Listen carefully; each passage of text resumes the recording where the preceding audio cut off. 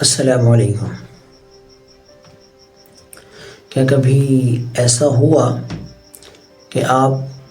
کسی بارے میں سوچ رہے ہوں اور اتفاقاً اس آدمی کی آپ کو کال یا میسج آ گیا ہو، یا آپ کہیں جا رہے ہوں اور راستے میں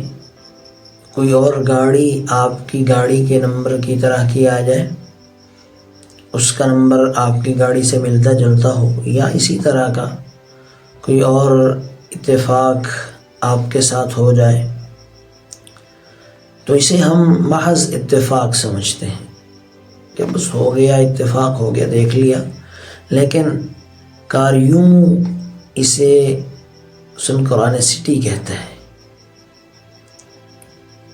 بے معنی لگنے والا یہ اتفاق دراصل کائنات کی انسان سے گفتگو کی ایک کوشش ہے کہ جیسے کائنات اور انسان چند لمحوں کے لیے ہم آہنگ ہو جائے، ایک ایسا کنیکشن جو شعور اور مادی دنیا کو سنکرونائز کر دے۔ لیکن قاریوں اکیلے نہیں ہیں، ایک اور آدمی بھی ہے جس نے اس کانسیپٹ پہ ان کے ساتھ اتفاق کیا ہے۔ وہ نوبل انعام یافتہ ماہر فزسٹ ہیں، وولف کین پولی۔ وہ بھی سنکرونسٹی کے فلسفے پر یقین رکھتے ہیں اور اسی سے متاثر تھے، بلکہ ان دونوں نے یعنی وولف نے اور قاریوں نے مل کر اس پر کافی کام بھی کیا کہ یہ کائنات کوئی ایسی چیز نہیں ہے کہ ایک بے لگام گھوڑے کی طرح چلتی جا رہی ہو،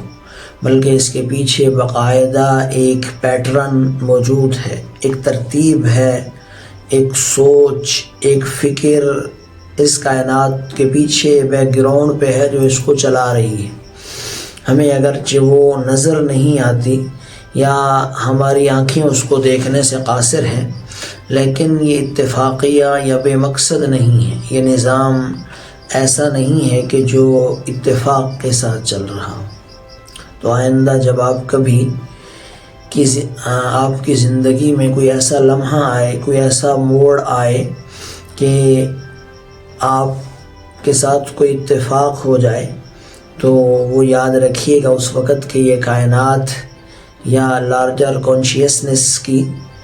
آپ سے گفتگو کا ایک طریقہ ہے اپنی زبان سے۔